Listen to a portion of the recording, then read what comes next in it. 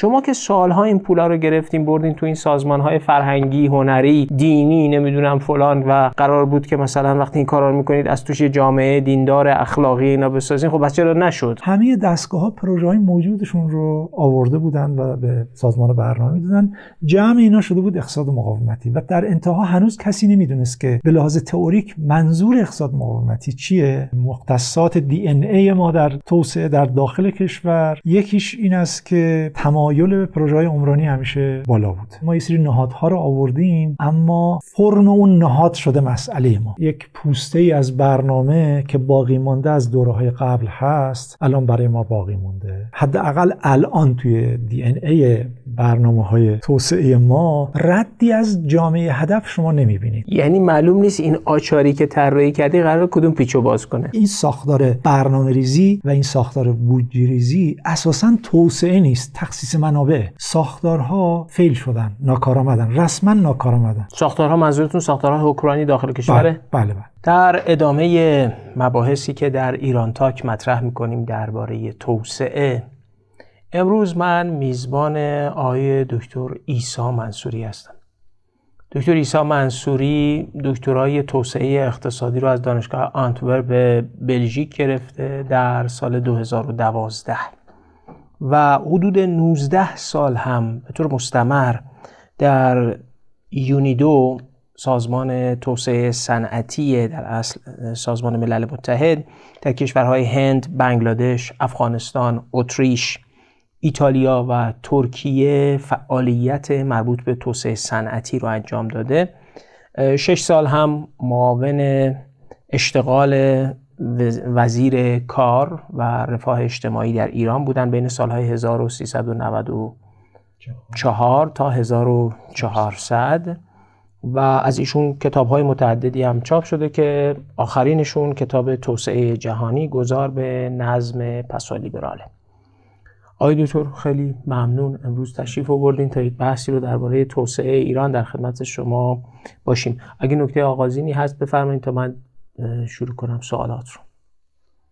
من خدمت شما و بینندگان و شنوندگان عزیز سلام عرض میکنم و امیدوارم که نتیجه این گفتگو برای ما و برای همه خیر باشه.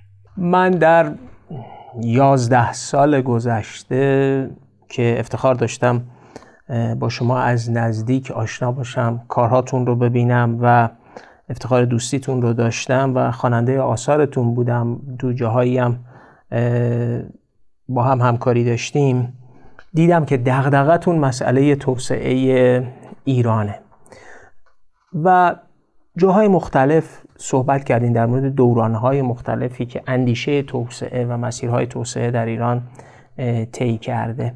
میخوام از همین نقطه شروع کنیم که ما چه مسیری رو تو توسعه تو ایران رفتیم و این اندیشه توسعه چگونه بوده تا حالا برسیم به دنیای فعلیمون. من فکر میکنم اگه بخوایم بحث رو آغاز بکنیم شاید نگاه خودمون به بحث توسعه رو به صورت بنیادی ابتدا تبیین بکنیم کمک بکنه به شکل‌گیری بحث. در بنیادی ترین لایه بحث توسعه دو سه تا مؤلفه قرار کنار هم قرار بگیرن و اون اولینش به نظر من این است که بپذیریم که همه جوامع ظرفیت ارزش‌زایی، ایجاد معنا و به زبان اقتصادی ایجاد ارزش افزوده دارند. این ظرفیت ارزش‌زایی میتواند روی سیگنال هایی سوار بشه در حوزه اقتصاد. این سیگنال میشه قیمت. در حوزه فرهنگ مسیر خاص خودشو داره، در حوزه های اجتماعی هم همینطور. همه این ظرفیت رو دارند، منتها باید این امکان رو ایجاد بکنیم که قابلیت ها خودشون رو بتونن شکوفا بکنن. لایه دوم یا مؤلفه دومی که تو بحث توسعه باید بهش توجه بشه اصطلاحی است که معادلش رو، این اصطلاح خودم به زبان انگلیسی وارد کردم، الان هم به زبان فارسی فکر میکنم. من معادل انگلیسیشو گذاشتم کوردینیتینگ، در واقع هماهنگی شبکه‌ای. این مؤلفه دوم هست، ترکیبی از کوردینیشن و نتورکینگ. بنابراین در درون جوامع ابتدا افراد باید بتونن ارزش‌هاشون رو ارائه بکنن، طرف‌های استفاده کننده از این ارزش رو و معنا رو پیدا بکنن و امکان ارتباط داشته باشن و نقش ایفا بکنن تو اون شبکه اجتماعی که درش حضور دارن که قابلیتاشون شکوفا بشه. و این داستان در سطح بین یک جامعه و جامعه دیگر بیشتر معنی پیدا میکنه و روز به روز که جلو میریم امر این کوردینیتینگ موضوعیت بیشتری پیدا میکنه. این دوتا رو فعلا کنار هم داشته باشیم. در لایه بعد اون وقت این خود کوردینیتینگ تبدیل میشه به 3 نوع بازار محور، اخلاق و اعتماد محور. من عمدن کلمه اعتماد اضافه میکنم. و سوم بحث نهاد هست. در واقع هر چقدر در بدیهیه در ابتدا معمولا روابط بین در پایه‌ترین لایه ارتباط بین آدم ها که هیچ تعهدی به هم دیگه ندارن، آنچه که شکل دهنده روابط بین افراد و جوامع مختلف هست این است که چقدر به هم منفعت میرسونن. این همون بحث منفعت جویی فردیه که در لیبرالیسم خیلی بهش توجه میشه. اما بعد از یه مدتی جوامع وارد یه لایه جدیدتری میشن که روابط علاوه بر اون بنیانهای کاملا منفعت جویی فردی وارد مرحله میشه که مبتنی بر اخلاق و اعتماد بین انسانها و بین جوامع هست. این بحث کاملا قابل بسط هست و این اعتماد و روابط آرام آرام، این شبکه هایی که شکل میگیرن آرام آرام تبدیل به یک پدیده‌ای به نام نهاد میشن که در قالب‌های نرم و سختش خودش رو بروز و ظهور میده. این اتفاق هم در سطح جوامع محلی، ملی و هم در سطح بین‌المللی موضوعیت داره. اگه این اتفاق افتاد اون وقت قابلیت ها میتونه فرصت شکوفایی داشته باشه. بدیهیه که از زمانی که الفبا در واقع اومد، از زمانی که در واقع نوشتن و سواد موضوعیت پیدا کرد، زمانی که ماشین تایپ اومد، چاپ اومد و بعدش تایپ اومد و بعد حوزه دوره آیتی و اقتصاد دیجیتال رو شروع کردیم و هر چقدر جدیدتر و اخیرتر اومدیم، امر کوردینیتینگ موضوعیت بیشتری پیدا میکنه.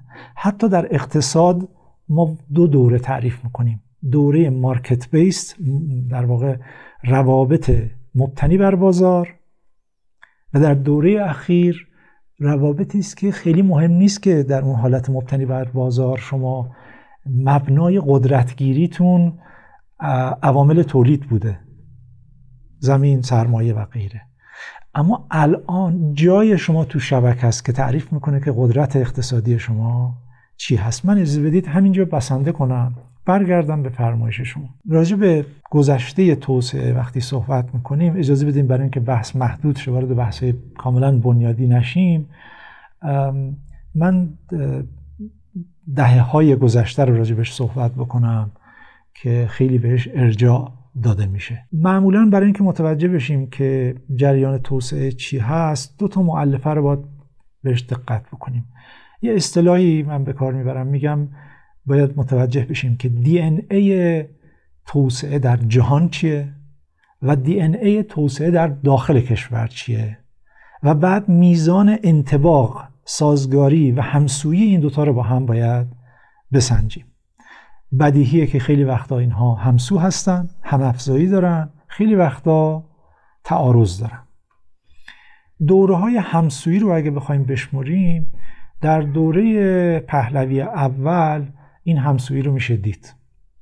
شما نگاه کنید اون دوره الگوی توسعه در دنیا الگوی توسعه زیرساختی بوده خیلی، و در همین دوره میبینیم که مشاوران خوب و موفقی در ایران وجود داشتن، حضور داشتن که کمک میکنن به شکل‌گیری الگوی توسعه زیرساختی. اغلب پروژه هایی که معطوف به توسعه داریم مثال میزنیم پروژه ها زیرساختی هستن. راه آهن، جاده های خیلی اصلی و غیره، اینا مصادیقی هستن از حتی دانشگاه ساختن و بحث‌های دیگه. اینها مصادیق پروژه های عمرانی هستند. این سنت همچنان هم در ایران باقی موند.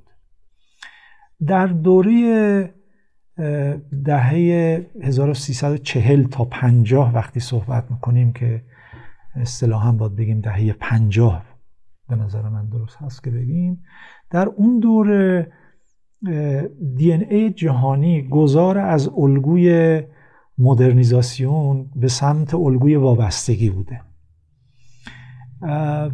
صاحب نظران دنیا، حتی سیاست مداران و سیاستگزاران در دنیا شروع کردن به اعتراض اون الگوی موجود که ماده خام از کشورهای در حال توسعه تامین بشه و محصول نهایی مبتنی بر فناوری در کشورهای پیشرفته تولید بشه. بنابراین گفتن که خب چرا این کارو بکنیم، خودمون هم بیاییم بسازیم. بنابراین یک الگوی ذیل الگوی وابستگی شکل گرفت که اصطلاحاً بهش میگیم، به عنوان مثال در حوزه صنعت بهش میگیم جایگزینی واردات، خودمون بسازیم. تعبیر من اینه که در اون دوره باز دوباره مشاوران، خبرگان و نخبگانی حضور داشتن که این جریان کلی دی ان ای دنیا رو تشخیص دادن و شروع کردن در ایران دوباره به همون سبکی که قبلا در واقع از ظرفیت‌ها و فرصت‌ها استفاده می‌کردن، در ایران هم همین الگو رو پیاده کردن. نکته‌ای که اینجا وجود داره اینه که مایلم همینجا یه پرانتزی باز کنم و هر جا لازم شما ورود کنید و قطع بکنید، بحث و هدایت بکنید. این است که در ایران ما یک ویژگی در داخل کشور، یه سری از یعنی مختصات دی ان ای ما در توسعه در داخل کشور چند تا ویژگی داره. یکیش این است که تمایل به پروژه‌های عمرانی همیشه بالا بود، فیزیک رو ببینیم. دوم اینه که همیشه دوست داریم خودمون به صورت خودکفا و مبتنی بر ظرفیت‌های داخل بسازیم. سوم اینه که بنابراین در اون دوره مثلا دهه 50 شما میبینید بیشترین ظرفیت با هدایت عده‌ای از نخبگان ایجاد شد در ساخت داخل کردن محصولاتی که قبلا وارد میشده. بسیاری از تجار رغبت پیدا کردن بیان خودشون کارخونه بزنن، از ایران خودرو گرفته تا در واقع تولید کامیون بکنیم، تا لوازم و تحریر تولید بکنیم و غیره. یک ویژگی دیگه‌ای که وجود داره، تمایل ما به از اون کدهای دی ان ای ما هست به این است که ما خیلی رجوع میکنیم و رجوع میدیم، ارجاع میدیم به گذشته خودمون. در قبل از انقلاب آقای عالیخانی و دوستان اینکه خودمون بسازیم رو تقویت کردن. جشن 2500 ساله داشتیم، معطوف به بزرگداشت گذشته خودمون بوده. آقای شریعتی میگن بازگشت به خویشتن. ادامه این بحث در بعد از انقلاب رو شما ببینید، میبینید که اگه قبلا یک جشن ملی گرفته میشده، ما معطوف به گذشته در واقع عاشورایی داریم که براش بزرگداشت داریم. این سبک سیاسی شده، مذهبی شده و شیعه شده همون بازگشت به گذشته است، رجوع به گذشته است. در دوره‌های اخیر دانشمندان و صاحب نظر ما راجع به ایران شهری، نگاه ایران شهری صحبت کردن. حتی سیاستمدار ما در این حوزه هم صحبت کرده. ایران شهری رو من تو این قالب میفهمم، میبینم که همچنان بازگشت به گذشته شکوهمند و بزرگداشت اون گذشته مسئله است، منتها تبصره و تخصیص مذهبی روش خورده. در دوره بعد از انقلاب این که خودمون بسازیم موضوعیت پیدا کرده. ساخت داخل بخوایم بکنیم، خودکفا بخوایم بشیم، همه اینها همچنان در دوره بعد جنگ و دوره جنگ اونجایی که به تنگنا خوردیم رجوع کردیم به گذشته خودمون و به آرش کمانگیر ارجاع دادیم. هیچ اشکالی نداره که ما در مورد گذشته بحث بکنیم، اما بحث توسعه بحث آینده و اکنونه، با درس گرفتن از گذشته است. بنابراین شما در این حالت نمیتونید به صورت پایدار دی ان ای خودتون رو با روندهای جهانی، با دی ان ای که وجود داره در روندهای جهانی تطبیق بدید. بنابراین اتفاقی که میفته اینه که یک اصطلاحی داریم به نام تقلید آیزومورفیک که ریشش از یک مثالی میاد که میگن مار کبرایی داریم که رنگ‌های خیلی سمیه، رنگ‌های زرد و قرمز و مشکی داره و یه نوع مار کبرایی سمیه کاملا و خطرناک، اما یه نوع مار کبرایی دیگه ای داریم که اصلا سمی نیست ولی اون ژست رو میگیره در مورد موقع حمله و غیره. این شبیه سازی اصطلاحاً توخالیه، شاید اداشو در آوردنه. ادا در آوردنه. در دوره‌های ابتدای فرایند توسعه خیلی وقتا گاهی توصیه هم میشه که شما آیزومورفیک کار کنید، یه نهادی رو بگیرید، ایده بگیرید ازش و استقرار بدید. اما به نظر میرسه که مؤلفه‌ها یکی از کدهای موجود در روند دهه‌های گذشته تجربه ایران در حوزه توسعه همین بحث تقلید آیزومورفیک است. به این ترتیب که ما یه سری نهادها رو آوردیم اما خود فرم اون نهاد شده مسئله ما. من به تکرار در دوره‌ای که در دولت حضور داشتم با توجه به اون سابقه تجربه در پروژه و کارهای بین‌المللی، از من در بالاترین لایه تصمیم گیری سوال میشد که فلان کشور در این مورد چی کار کرده. معنیش اینه که اون ایده رو برداریم بیاریم اینجا اجرا کنیم، یا خارج چی کار میکنن در این مورد. نظر من این همون نگاه تقلید ادا در آوردن هست، برای اینکه اصولا من باید ابتدا سوال کنم مسئله من چیه و بعد اینو ساختاربندیش کنم و بفهمم داستان رو و بعد براش راه حل تعریف کنم. بدیهیه که من حتما به تجربه دیگران توجه میکنم، اما اینکه اون ایده رو کپی کنم میشه شبیه بسیاری از مواردی که الان باش مواجه هستیم. شما نگاه کنید در دوره بعد از بحران 2007-2011 اصطلاحاتی خیلی اوج گرفت در آمریکا، بیزنس انجل، ونچر کپیتال و غیره. اینا الگوهای یه نظام اقتصادی مالی شده است که موضوعیت داره. ما فقط بلافاصله اینها رو کپی کردیم آوردیم در نظام نوآوری خودمون خواستیم. در واقع بسیاری از نهادهایی که ایجاد کردیم فقط کپیه، مسئله تشخیص داده نشده. اینکه کجا وایسادیم، اساساً این نهاد برآمده از درون نیست. این الان هم مثال زدم. قبل از انقلاب مهمترین اتفاقی که میشه از جنس آیزومورفیک بهش توجه کردیم که به صورت آیزومورفیک تقلید کردیم، یک بورژوازی دولتی آوردیم مستقر کردیم که با انقلاب فرو پاشید، برای اینکه کاملا با دولت اومده بوده، با حکومت اومده بوده و نتونست رو پای خودش وایسه. حالا البته نوع ورود دوره انقلاب هم قابل بحث است. بنابراین اتفاقی که این وقتا میفته اینه که ما نهادهای سنتی رو از بین میبریم، به جاش یه چیز آیزومورفیک ایجاد میکنیم که اون مسائل قبلی رو پوشش نمیده و ناکارآمدی هایی رو ایجاد میکنه. این ناکارآمدی ها در ابتدای قضیه خیلی شیک که این کارها به چشم نمیاد، اما در ادامه خودش رو نشون میده. بنابراین من خواستم چند تا کد فقط بگم، امیدوارم تونسته باشم جمع بندی. معنای این ادای کار کردن، در آوردن، تقلید کردنه برای وضعیت برنامه‌ریزی توسعه 2-3 دهه گذشته چی بوده؟ یعنی مثلا فرض کنیم از بعد از جنگ ما وارد برنامه‌های توسعه میشیم، درسته؟ معنای این چیزایی که گفتین برای فرایند طی شده در توسعه ایران در 4 دهه گذشته چیه؟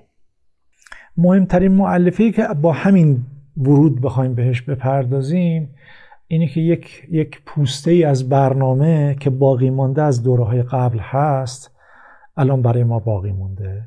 یعنی اون چیزی که در ایران شما اسمشو میگن بهش برنامه توسعه، از نظر شما یه پوسته است. یه پوسته است. پوسته‌ای که از نهادهای پیشین باقی مونده. از نهادهای پیشین باقی مونده.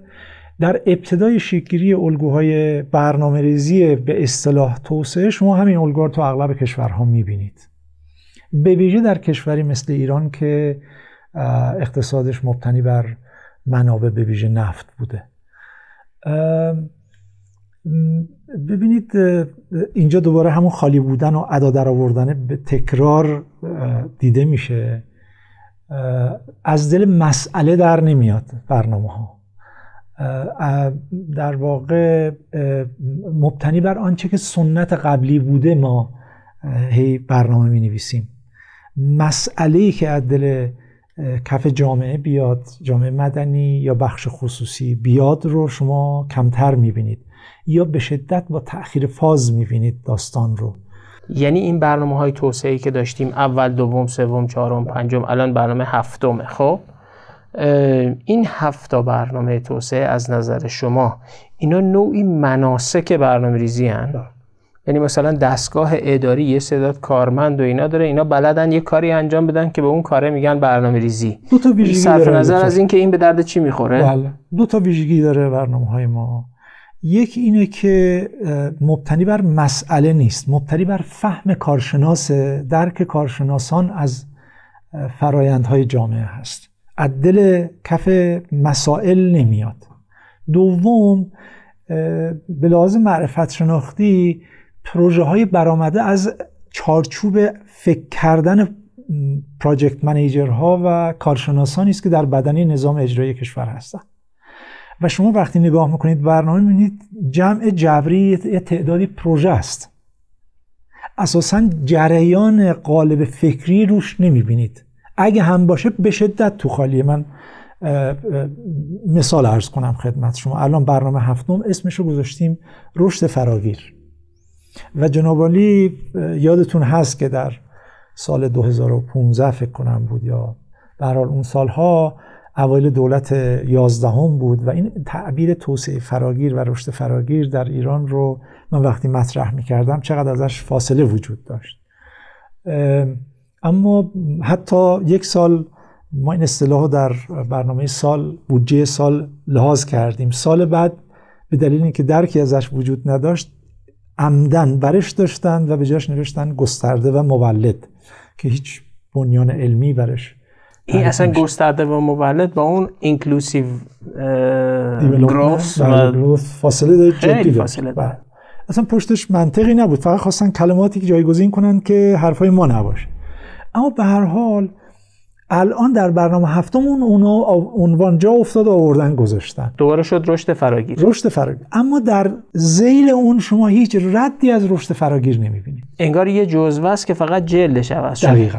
یعنی فهرست مطالب همون قبلی هاست. دقیقاً. و این فهرست مطالب هم اغلب فهرستی از پروژه هاست که یه صاحبایی داره. یعنی مثلا یه سدیه یه جایی میخوان بسازن، حالا این سده میتونه ذیل رشد فراگیر ساخته بشه، ذیل توسعه فراگیر هم میتونه ساخته بشه، ذیل مثلا اقتصاد مقاومتی هم میتونه ساخته بشه. اینا فقط جلداش عوض میشه. من برای اینکه نظرمو منتقل بکنم، در دوره‌ای که بحث اقتصاد مقاومتی مطرح شد با یه تأخیر فازی اولین بار ستاد فرماندهی اقتصاد مقاومتی در دولت شکل گرفت، زیر نظر معاون اول وقت بود و دبیرخانه‌اش سازمان برنامه بود. به همه دقت بفرمایید، بدون اینکه ما مبنای معرفت شناختی داشته باشیم، بدون اینکه اینو تبیینش بکنیم و چارچوبش مشخص بشه، بلافاصله این دبیرخانه شروع کرد به همه دستگاه‌های مرتبط گفت پروژه‌های اقتصاد مقاومتی میتونو بدید و دستگاه‌ها، طرح‌ها و پروژه‌های خاک خورده‌شون رو با خیلیش هم حالا، اما به هر حال یه سری پروژه‌ای بود که از ذهن کارشناس میومد بیرون. کارشناس با یه چارچوب فکری مشخصی تکراری یه سری مسائل داره. من مصادیقش هم خدمتتون عرض میکنم که گاهی خنده‌دار میشه داستان. من ابتدا راجع به چارچوب فکری کارشناسی که از ذهنش پروژه تراوش میکنه میخوام صحبت کنم. اون با یه عینک مشخصی آموزش دیده، اونو به دنیا نگاه میکنه، بدیهی پروژه ها با اون چارچوب فکری در میاد. بذار اینجا یه لحظه استاپ کنیم. میخوام یه نتیجه گیری بکنم آقای دکتر. شما اولش گفتین که مفهوم توسعه در ایران پروژه محور شده، یعنی توسعه یه مجموعه پروژه هاست. من یه زمانی مطلبی نوشتم تحت عنوان توسعه در اصل فیزیکالیستی یا توسعه ساخت و سازی. یعنی وقتی میگیم توسعه منظورم اینه که یه راهن بسازیم، یه جاده بسازیم، یه سد بسازیم، یه درمونگاه بسازیم. مردم هم وقتی میگن یه دولتی کار میکنه یا رسانه صدا و سیما میگن این دولت خوب کار میکنه، یعنی میره چند تا روبان میبره، چقدر پروژه اجرا میکنه. فکر میکنم من وقتی خاطرات ابوالحسن ابتهاج رو در سازمان برنامه گوش میکنم، این خیلی روشنه که سازمان برنامه ابتدای تأسیسش در ایران خودش مدیر یه تعداد پروژه است. یعنی با یه ایرانی مواجهیم که نه سد داره، نه جاده داره، نه کارخونه سیمان داره، نه کارخونه فولاد داره، هیچی نداره. خب بعد ابوالحسن ابتهاج میاد و یه تعداد مهندس و نظام فنی اجرایی و اینا رو میاره، یه سری پروژه رو حالا مثلا مشاورای خارجی هم میاره، از لیلینتال بگیرید تا بقیه در ایران مشاورن و اینا یه تعداد پروژه انجام میدن. این تعداد پروژه ها میتونه ویژگی اون دوران توسعه در ایران باشه، چون ما با یه ایرانی مواجهیم که نه جاده داره، نه سد داره، نه کارخونه کود شیمیایی داره، نه کارخونه اوره داره، هیچی نداره. بنابراین سازمان برنامهش سازمان مجری تعدادی پروژه است، خودش هم میسازه که اتفاقا با وزارتخونه هاش هم درگیر میشه، چون وزارت مثلا آب و برقش میگه که این سددارم که این داره میسازه، چون پولا هم اونجاست پس قدرت هم پیش اونه. من تصورم اینه اون سنت تا به امروز باقی مونده. یعنی مفهومی از توسعه که میشه یه تعداد پروژه که یه جایی به نام سازمان برنامه مجریشه باقی میمونه و حتی وقتی میره تو بدنه دولت هم توزیع میشه. دیگه دوباره سدسازی هم میدن به خود وزارت نیرو، بازم مفهوم توسعه میمونه همون. و این نتیجهش میشه این که میرسیم تا به امروزی که دولت دیگه اصلا پول نداره تو توسعه بذاره به معنای اون پروژه عمرانی ها و توسعه اصلا به بنبست میخوره. یعنی یه مفهومی از توسعه، یه پروژه محور ساخت و سازی، یعنی دولت به عنوان جایی که میسازه یه چیزی، این 80 سال در ایران دوام این همون بحث فیزیکالیتی شما همون پروژه های عمرانی است که من عرض میکنم و در دراز مدت ذینفعان مشخصی هم پیدا کرده، نسل به نسل هم منتقل میشه، بدیهیه که این مسیر تداوم پیدا میکنه. بنابراین به محض این که شما با یک مسئله مواجه میشید، اون کارشناس با رویکرد موجود، با اون عینک موجود نگاه میکنه به مسئله و بلافاصله راه حل میده. به عنوان مثال در حوزه آب بلافاصله راه حل دوباره از جنس عمرانیه. من مدیریت منابع بکنم، نه حکمرانی مصارف یا همه اینها رو با هم. حالا بعد در ادامه صحبت میکنیم که اساساً در نظام حکمرانی ما حوزه هایی اساساً دیده نمیشه. از دل این سنت در باعث شده این سنت یه حوزه هایی اساساً دیده نمیشه و بنابراین حتی در پروژه های عمرانی هم ما شکست میخوریم و در آینده بیشتر شکست خواهیم خورد. مثال آب و مصادیق دیگر رو میتونیم الان صحبت بکنیم اگه مایل بودیم و کاملا با شما موافقم. نکته دیگه‌ای که وجود داره، اون می‌خواستم عرض بکنم که در دوره اقتصاد مقاومتی به عنوان یک تجربه جدیدی که داشت اتفاق میافتاد، همه دستگاه‌ها پروژه‌های موجودشون رو آورده بودن و به سازمان برنامه میدادن. جمع اینا شده بود اقتصاد مقاومتی و در انتها هنوز کسی نمیدونست که به لحاظ تئوریک منظور اقتصاد مقاومتی چیه. فقط پروژه ها اومده بود تجمیع شده بود. هیچ وقت احساس کردین تو اون داستان اقتصاد مقاومتی و اون چیزایی که اومد رو دستور کار قرار گرفت، چیزی تحت عنوان تنظیمگری، وجه نهادی، اصلاح روابط هم مثلا بخشی از اقتصاد مقاومتی باشه؟ خیر، همینجا یه مثال میخوام عرض بکنم، یه دسته‌بندی رو میخوام راجع به نظام حکمرانی الانمون صحبت بکنم که تداوم اون مسیر الان باعث چه چیزهایی شده. اما اونجا یادمه که در مباحثه‌ای که بین من و معاون وقت سازمان برنامه بودجه در گرفته بود، ما ازشون خواستیم شما یه چارچوب‌هایی رو مشخص بکنید و برای یه جلسه بعد روی در واقع پرده دوستان این چارچوب‌ها رو می‌خواستن مشخص بکنن. یک دوست کارشناسی کنار من نشسته بود که مسلط بود به بحث‌های سازمان برنامه و برنامه‌های حداقل سوم به بعد ایشون متن گفت آقا این متن دقیقاً یک بندی از برنامه سوم توسعه هست، شما الان آوردید به عنوان اقتصاد مقاومتی، به عنوان رویکرد سازمان برنامه در حوزه اقتصاد مقاومتی دارید اینجا مطرح میکنید. میخوام عرض بکنم دوباره یک کارشناس یه پکیجی رو آورده و به خورد سیستم داده و گفته که نکته دیگه‌ای که ویژگی بارز هست اینه که در حداقل الان توی DNA برنامه‌های توسعه ما ردی از جامعه هدف شما نمی‌بینید.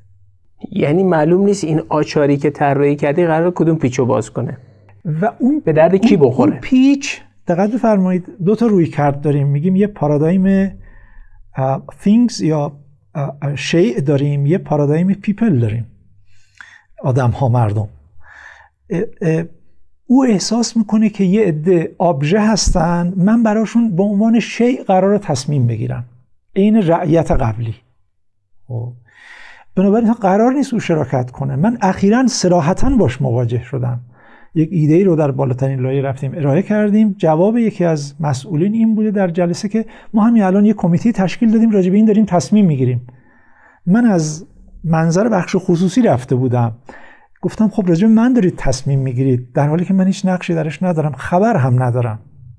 آقای دکتر همین الان گفتن ما بازار دوم مبادله ارز رو انداختیم، شما به عنوان کسی که صاحب ارز هستید پیشنهاد قیمت، میزان پول و غیرتون رو اساسا نمیتونید ببینید، میگن مال شما پذیرفته شد، اسمش هم میذارن بازار.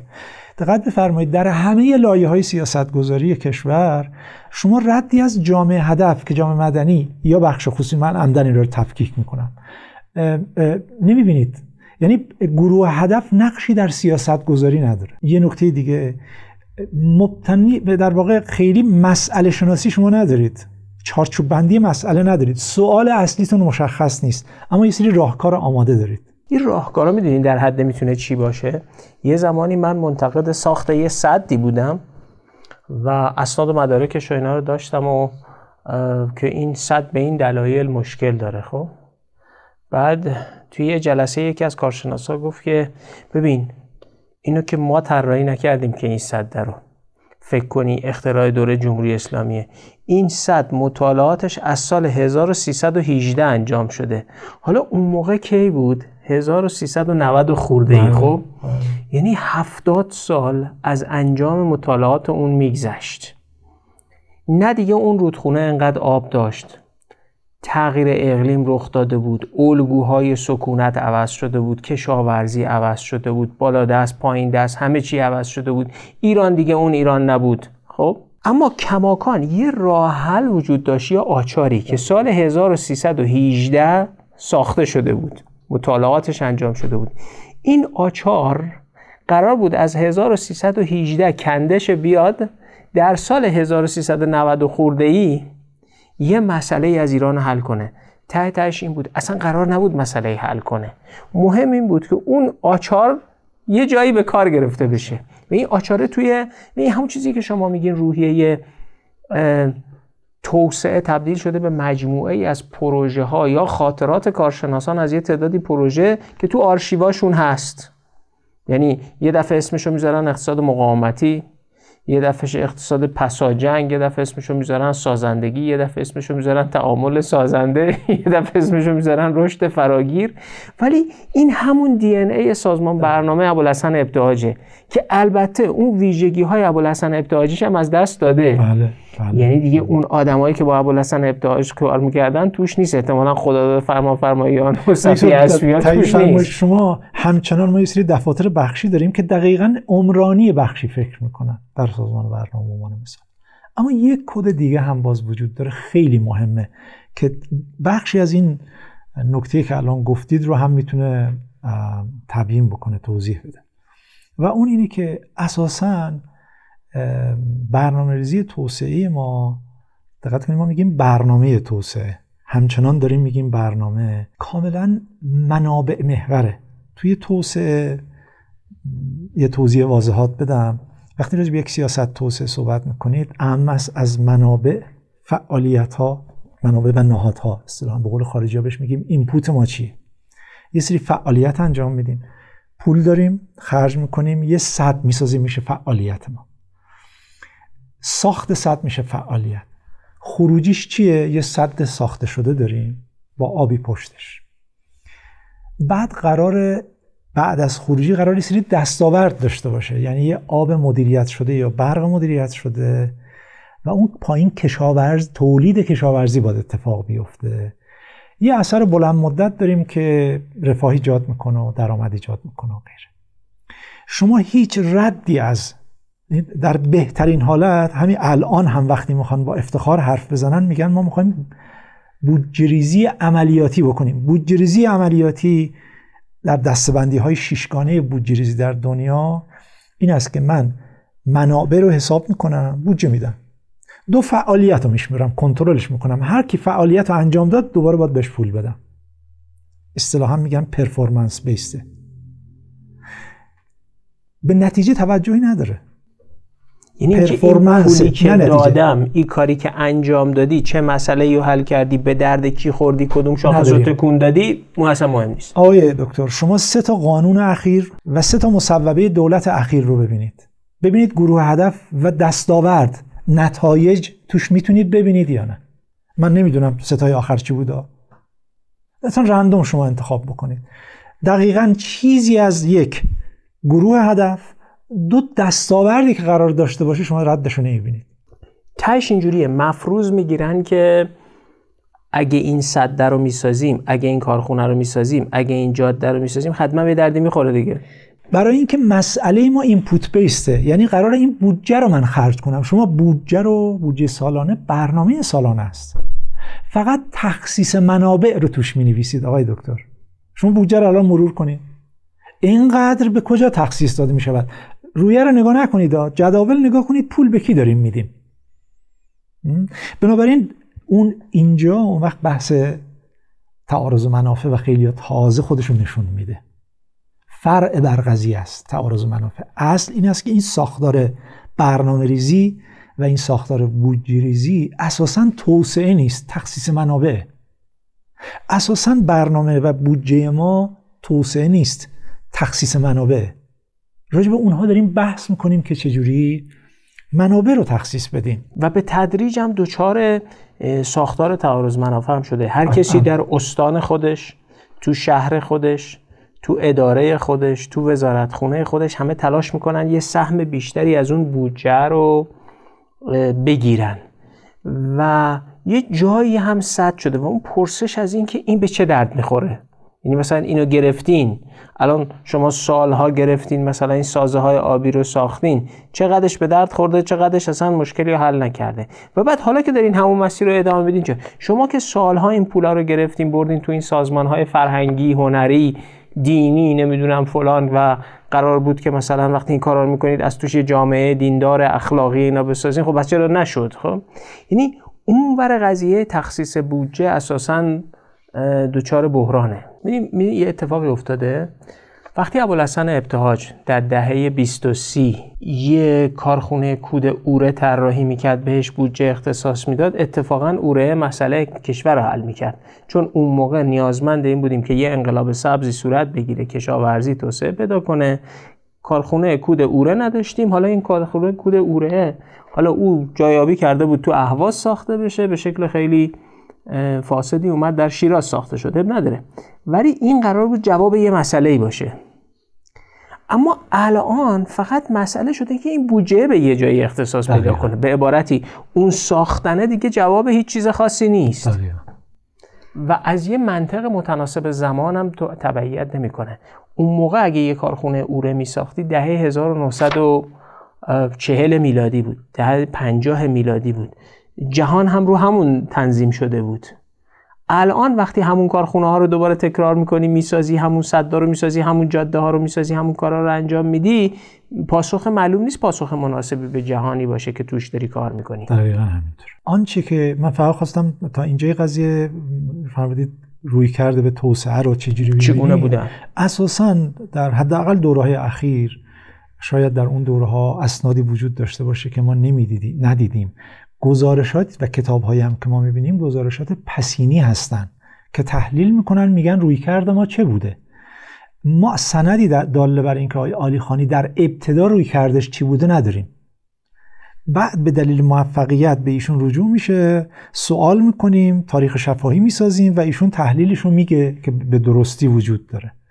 اما در اسناد ما به صورت پیشینی کمتر دیده میشه که بگیم اساساً رویکرد ما چی بوده، فهم ما از دنیا و روندهای دنیا چی بوده و بر اساس اون چه طرحی دادیم، خودمون رو کجای دنیا تصویر میکنیم و حالا میگیم چه اقدامی. ترجمه اون دی ان ای دنیا و دی ان ای من وقتی به هم آمدگی ایجاد میشه، ترجمهش در برنامه توسعه چی میشه، من قراره به کجا برسم، مسئله من در واقع ابتدا چیه و بعد چه مسائلی رو میخوام حل بکنم. بنابراین بچه مشخصی که خواستم عرض بکنم در کنار همه اینها رویکرد واقعی و واقع گرایانه‌ای که هم معرفت شناسی داشته باشه هم سیاست مبتنی بر معرفت شناسی داشته باشه معمولا من توی برنامه‌های توسعه ندیدم که اصل باشن، نه آیزومورفیک. درست. خب حالا تو دنیای حاضریم و ما یه مسیر اینجوری رو طی کردیم و جایی خوندم یا میدیدم میشنیدم یه جایی گفتگویی کردین، این مدل توسعه رو اسمشو گذاشتین سرمایه‌داری سیاسی و یه ویژگی ها. این مدل سرمایه‌داری سیاسی رو توضیح میدین که دقیقاً یعنی چی؟ مدل سرمایه‌داری سیاسی رو من از خودم نگفتم، حقیقتا این تعبیر وبر هست. وبر سرمایه‌داری رو 3 دسته تقسیم میکنه: سرمایه‌داری تجاری سنتی، سرمایه‌داری سیاسی و سرمایه‌داری عقلانی. بذارید من قبلش یه نکته دیگه توضیح بدم و اون اینه که ما در اقتصاد و بحث سرمایه‌داری یک الگویی از سرمایه‌داری داریم که حاصل پسنداز سنتی بوده، برای من به ارث میرسیده، یا حجم زیادی زمین داشتم، درآمدم مازاد ایجاد میشده و پسنداز ایجاد میکردم. در دوره اخیر و در دوره قرن 18 به بعد در واقع آنچه که سرمایه‌داری است و اساساً پسنداز نه حاصل آن چیزی که به ارث میرسه هست، بلکه حاصل نوآوری است. من از قبل پول ندارم، یک ایده‌ای دارم، میام از شما قرض میکنم، منبعی رو میگیرم، این نوآوری من، ایده من اجرایی میشه، یه تولید رو اتفاق میفته، پیامدش باعث میشه و اون مازاد ایجاد میکنه و پسنداز شکل میگیره. بنابراین سرمایه‌داری در دوره جدید حاصل نوآوری است. این همون ادیسون است که یه ایده‌ای داره، حول الکتریسیته، برق از یه جایی تامین مالی میشه، یه شرکتی پدید میاد، اون شرکت تولید ارزش افزوده میکنه و پسنداز شکل میگیره. این همون چیزی که میشه پسنداز از مسیر نوآوری. عمده اون چیزی که در مسیر صنعتی شدن اتفاق افتاده همینه. حالا اینو بذارید کنار اون بحث کوردینیتینگی که خدمت شما عرض کردم.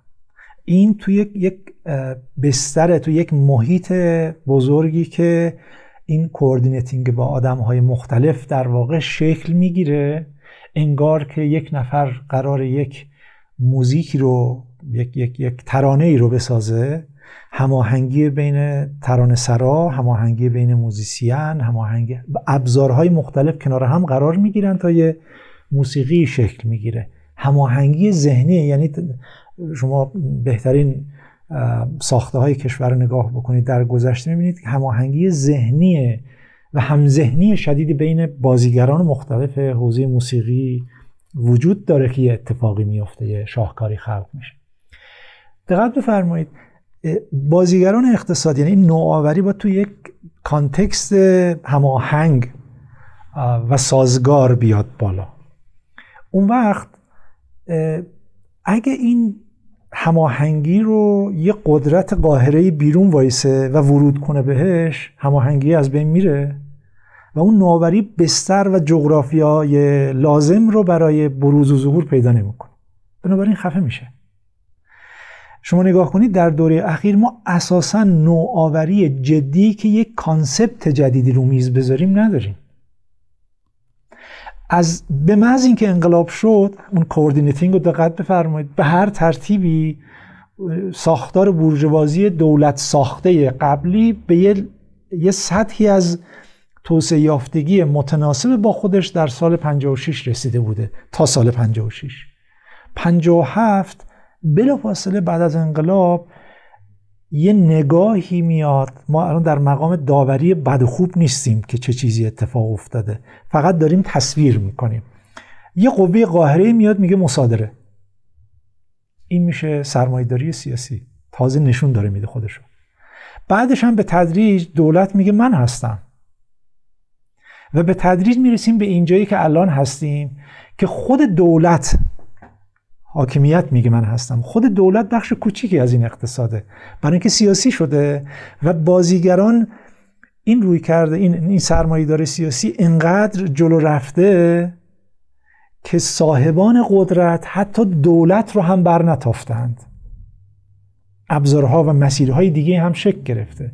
بنابراین بر اساس یه محاسبه‌ای به صورت غیر مستقیم محاسبه شده، سهم دولت در اقتصاد کشور 20 تا 25%. سهم بخش خصوصی 10 تا 15%. حتی اگر راجع به دولت هم داریم حرف میزنیم، اون قوه قاهره بالاتر از دولت هم حتی نشسته. سهم نهادهای عمومی غیر دولتی 60 هم توش هست، مثلا نهادهای انقلابی هم توشون هستن، 30 تا 35%. سهم نهادهای نظامی و امنیتی 25 تا 30%. یه درصد کمی هم بازیگران خارجی هستن. یعنی میدان کلاً کوچک شده برای اینکه اقتصاد در اختیار نگاه سیاسی قرار میگیره که اغلب هم ایدئولوژیک میشن در این حالت و به تدریج چنبره میزنه و یه هسته کوچیک اقتصاد رو در واقع مدیریت میکنن. امیدوارم تونسته باشم. شما به این شکلش میگین سرمایه‌داری سیاسیه. بله. به این معنی که قدرت سیاسی در همه وجوه مداخله کرده دقیقا. و حجم زیادی از، یعنی به این معنی دیگه شما حتی قدرت، یعنی اقتصاد دولتی هم ندارین. بله. یه اقتصاد کاملا سیاسی امنیتی دارین. دقیقاً. نتیجهش اینه که دقت بفرمایید، ما همین الان نمیدونم فرصت هست که توضیح بدم بیشتر و حوصله فنی گفتگومون چقدر هست.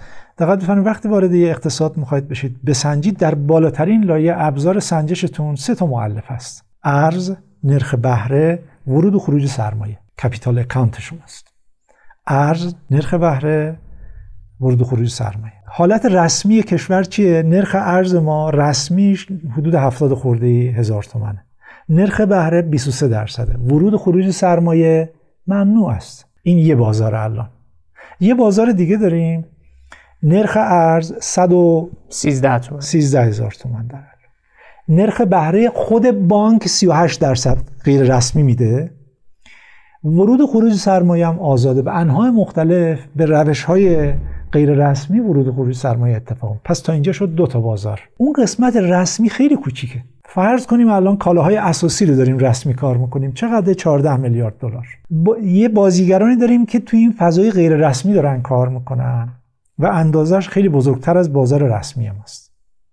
اما مهمتر، یه بازار فرصت طلبانه وجود داره که از تفاوت بین بازار رسمی و غیر رسمی داره استفاده میکنه. آقای دکتر، عدد، دقت بفرمایید، شما الان مراجعه میکنید به داده‌های بانک جهانی، عدد رسمی جی دی پی کشور چقدره؟ حدود 400 میلیارد دلار، بالا پایین یه ذره میگن. اون 400 میلیارد دلار توش ارز 4200 تومانی و 28500 تومانی هم توش هست. 42 تومانی اینا همه جوش هست اعلام میشه. اما اگه بخوایم واقعی حساب بکنیم، اونجا محاسبات واقعی بخوایم حساب بکنیم، ما جی دی پی مون 100 خورده ایه. تفاوت بین 100 خورده ای و 400 تا یعنی رانت. چه کسی اینو مدیریت میکنه؟ از نظر من اون قوه قاهره داره مدیریتش میکنه. این که تصور کنیم تحت کنترل نیست، داریم اشتباه میکنیم. چی تحت کنترل هست یا نیست؟ اون بخشی که علاوه بر 10 تا 15% و 20 تا 25% دولت که صحبت کردیم رو مابقی رو فکر کنیم چون غیر رسمی کسی کنترلش میکنه اشتباه کرد، کنترلش نمیتونه بکنه اشتباه کرد. برای اینکه خودم بفهمم دوباره صورت ندید، میگین اگه با اون ارز قیمت رسمی حساب کنیم جی دی پی ایران میشه 400 میلیارد دلار. اگه بیایم با قیمت حالا میانگینی از قیمت ارز نرخ‌های مختلف حساب کنیم که به قیمت واقعی نزدیکتر میشه، جی دی پی ایران میشه 200 میلیارد دلار. فاصله 200 تا این 200 تا اون 400 تا شما اسمشو میذارین رانت. بله. و این رانت یه جایی مدیریت میشه یا جاهای مدیریت میشه. شاید متمرکز نیست، اما این ساختار که اصطلاحاً بهش میگیم استقرار سیاسی اقتصادی به گونه‌ای به تدریج شکل گرفته، از قبل طراحی نشده، اما اون الگوی معرفت شناختی عقبه این داستان این چارچوب رو شکل میده. من همینجا یه مثال عرض بکنم خدمت شما که اینا چجوری بازی میکنن و چجوری قواعد کشور آرام آرام این اجازه رو میده به ما. من یه مثال خدمت شما عرض میکنم. الان هر دستگاهی که شما وارد بشید، دستگاه دولتی، یک سازمانی درش وجود داره، حداقل یک سازمان که علل اصول باید نقشش توسعه باشه. اما نقشش چیه؟ اینه که منابع رو مدیریت کنه که راجبش صحبت کردیم، اینپوت بیسد کار میکنیم. وزارت صنعت میرید میبینید دو تا سازمان داریم به نام ایدرو و ایمیدرو. وزارت نفت میرید شرکت نفت. نیرو میرید میبینید توانیر دارید. برای آب هم سازمان داریم. وزارت بهداشت میرید میبینید غذا و دارو داریم. وزارت ورزش میرید میبینید اماکن ورزشی و سرمایه گذاری و چیزی ورزشی داریم. عرض کنم هر دستگاهی بگید چنین چیزی هست. نقش اینها چیه؟ علل اصول در دنیا این سازمان ها و نهادها رو ایجاد میکنن برای توسعه. نقششون الان اینه که سیاست گذاری میکنن، خودشون در اجرا نقش دارن، نظارت هم میکنن، مجوز هم میدن، مشارکت و مالکیت هم میکنن، شریک بخش خصوصی هم هستن. یک نابازار یا بازار نارقابتی شکل گرفته. دقت بفرمایید، یعنی شما ایمیدرو میبینید شریک بخش خصوصی در معدنه، مجوزش هم خیلی وقتا، حالا الان دقیقا نمیدونم، خودش میدیان. توانیر هم شریک بخش خصوصی در تولید برق، تولید و انتقال و دقیقاً. خودش هم قیمت گذار هم هست. بازار برق هم مدیریت کنه. نقش این سازمان ها، حالا اون بخش غیر دولتی و غیر خصوصی که میخواد بیاد سهمش رو مدیریت کنه، با چه مسیری اعمال قدرت میکنه؟ دقیقاً از طریق همین نهادها میاد این کارو میکنه. اینا مجوز میدن دیگه. اعمال فشار اینه که به من مجوز بده، اجازه بده من شراکت کنم، اجازه بده. بنابراین عملاً ساختار حتی بخش دولتی یه جوری طراحی شده که در اختیار اون بخشه. بدیهی روز به روز جلوتر بریم، گوله برفی این بخش غیر رسمی و فرصت طلبی تفاوت دو تا حوزه بزرگتر خواهد شد و بخش دولتی حتما کوچکتر خواهد شد و بخش خصوصی کوچکتر خواهد ماند. اساسا بخش خصوصی احساس ناامنی میکنه، دولت باید بمونه. بخش خصوصی میگه چرا سرمایه؟ بنابراین گزارش‌ها خیلی‌ها نشون میده که بخش خصوصی وقتی سرمایه‌اش از ایران میره صادر میکنه، تمایلی به برگشت نداره. در بانک مرکزی ما نهادهایی رو ایجاد کردیم که دقیقاً میاد کنار بخش خصوصی یه بازار ایجاد میکنه، میگه شما هر ارزی که آوردی باید اینجا بفروشی، به من بفروشی به تعبیری. و بعد حالا تعارض منافع باز موضوع بحث من نیست، تعارض منافع محصول جنبی داستان هست. ما فضایی رو ایجاد میکنیم که تعارض منافع و نظام منافع شکل میگیره و اون وقت مقاومت نسبت به سیاست‌های تحولی وجود خواهد داشت. آقای دکتر یه گام بریم جلو. من نمیخوام بگم این چیزی که میگم حتما درسته ها، ولی مصاحبه آقای دکتر موسی غنی نژاد رو میدیدم با علی ضیا و ایشون به صراحت میپرسه که با این مدل اقتصادی که میریم اقتصاد کشور چقدر دووم میاره. ایشون میگه بعید میدونم به 1 سال برسه. من آدمای توکارتری رو هم میبینم. از شما چه پنهان اینی که میگم پیامی است به اون دوستی که این حرفو زد. یه روز داشتم جلو آسانسور وایساده بودم برم خونمون، یه همسایه‌ای داریم، همیشه همدیگر سلام تعارف میکردیم 10 ساله. ولی هیچ وقت با هم ننشستیم بحث کنیم. به من گفت که چند دقیقه وای میسی، من تو شهرک صنعتی کارخونه دارم، فلان چیزو تولید میکنم، میشه خبر بدی به این بالا دستی‌ها که با این مدل که میرم، این چیزی که میگم خیلی روشن، کارخونه‌ای در شهرک شهرک صنعتی شمس‌آباد تهران، آقا با این مدلی که داریم میریم من به 1 سال نمیکشم. یعنی این مدل رکود، توامان تورم، توامان خروج سرمایه، ما شرکت‌های زیادی رو میشناسیم که من با شرکت‌ها خیلی ارتباط دارم که فروختن سرمایه‌شون سال پیش گذاشتن تو طلا، توی ارز، سودشون رو دارن میکنن دیگه، اصلا بر نمیگردن، یا سرمایه خارج کردن یا در مینیمم دارن تولید میکنن به خاطر اینکه فقط سر پا نگه داشته باشن و پولشون رو بردن جای دیگه. بعد از این جنگ 12 روزه، بعد از این اتفاقاتی که افتاده، در این شرایط، در حالی که شما دارین میبینین مثلا اسنپ بک هم برگشته، ولی من برداشتم اینه که انگار دوباره بوروکراسی همون راهی که بلده میره. یعنی ساختار بوروکراتیک نه طرح و ایده جدیدی ظهور میکنه، نه صدای این همسایه ما رو، حالا این همسایه ما رو نوعی میگم، هزاران کارگاه تولیدی که این وضعیت رو دارن. نکته با یه چشمان اشک‌آلودی به من یه جمله گفت، برام جالب بود. گفت ببین من یه کارگری دارم 15 ساله داره برای من کار میکنه و یه مبلغی دستمزد میگیره، که حالا اون مبلغ هم به نسبت دستمزدای اینا من خبر دارم مبلغ بالایی بود.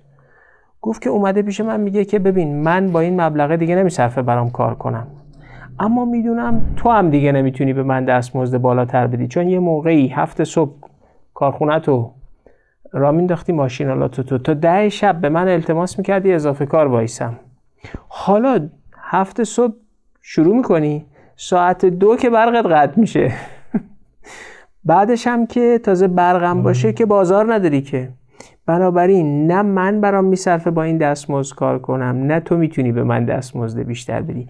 ببین این قفل شدن اقتصاد ایران پیامدهای اجتماعی، امنیتی، سیاسی بسیار خطرناکی خواهد داشت.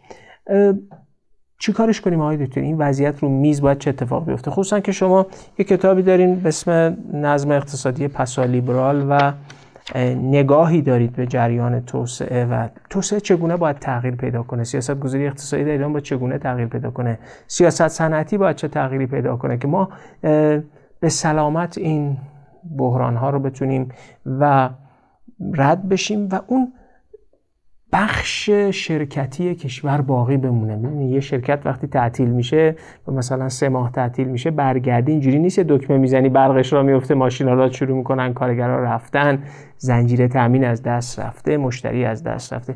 این کورپوریت سکتور و این بخش شرکتی کشور چگونه باید حفظ کرد؟ اگه اجازه بدید من یه توضیح مقدماتی عرض بکنم بعد برسم به فرمایش شما. دوباره اگه بخوایم تشخیص بدیم که تغییراتی که در دی ان ای توسعه جهانی اتفاق میفته، چند تا کد راجبش صحبت بکنیم. جریان لیبرال و نئولیبرال توسعه در دنیا در دهه‌های گذشته به چالش‌های جدی خورده و بعضی بحران‌ها باعث شدن این چالش‌ها بیاد رو یا نقاط ضعف خودش رو نشون بده، مثل بحران 2007-2011، مثل کرونا، جنگ اوکراین، جنگ غزه و غیره. اینها خودشون رو نشون دادن.